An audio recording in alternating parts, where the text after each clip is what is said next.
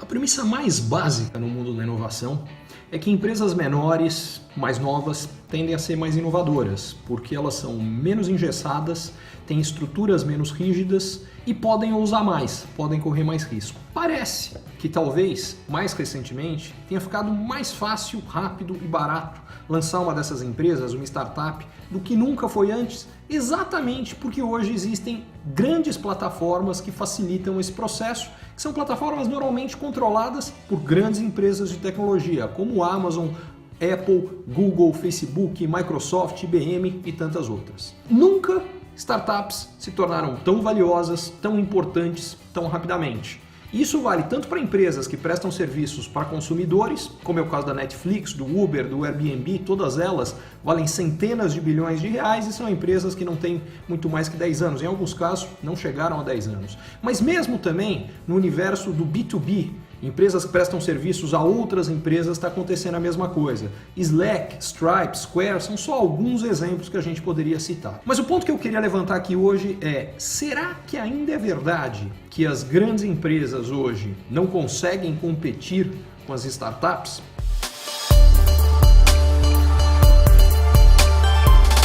A novidade é que as empresas líderes de tecnologia, as gigantes da tecnologia, hoje compreendem melhor do que nunca o risco que as startups podem representar e tomam uma série de medidas para reduzir esses riscos e, mais do que isso, para poder aproveitar o crescimento dessas empresas e as novas tecnologias que elas trazem ao mercado e fazer com que elas, as gigantes, cresçam ainda mais. Primeira coisa que elas têm feito para isso é investir de forma pesada nas tecnologias do futuro. É o caso de inteligência artificial, assistentes de voz, realidade virtual e realidade aumentada. Em segundo lugar, mais do que nunca, elas compram as startups que podem ameaçá-las. Só para pegar exemplos de empresas que chamaram muito a atenção e de compras exclusivamente do Facebook, a gente pode citar o Instagram, o WhatsApp e o Oculus.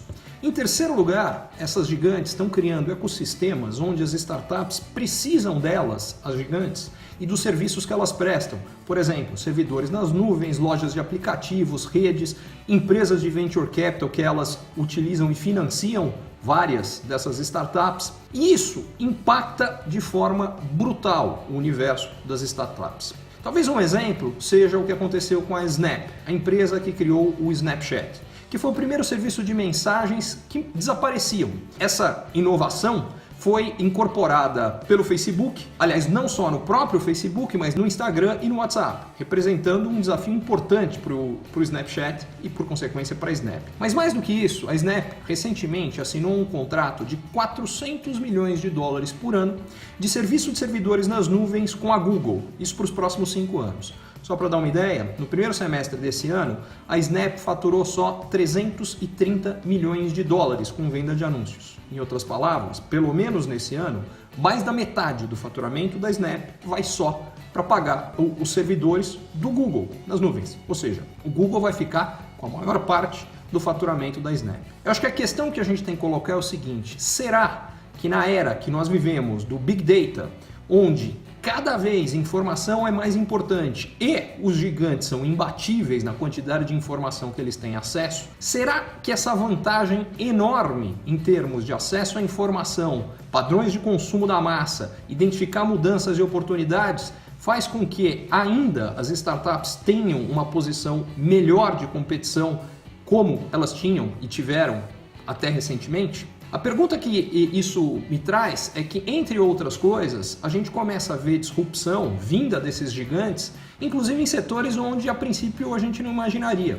Parece distante. Talvez o exemplo mais recente e importante tenha acontecido em junho. Quando a Amazon anunciou a compra da Whole Foods, a gente teve o Walmart perdendo dezenas de bilhões de dólares em valor de mercado só no dia do anúncio. Simplesmente porque ficou claro que o ambiente competitivo ia ficar muito mais difícil. A questão é, isso vale para todos nós. E eu quero deixar 2 perguntas. A primeira, se você está em uma startup, o que você vai fazer, o que você pode fazer, se é que você tem algo para impedir que Amazon, Apple, Google, Facebook, Microsoft, IBM, outros façam o que você faz.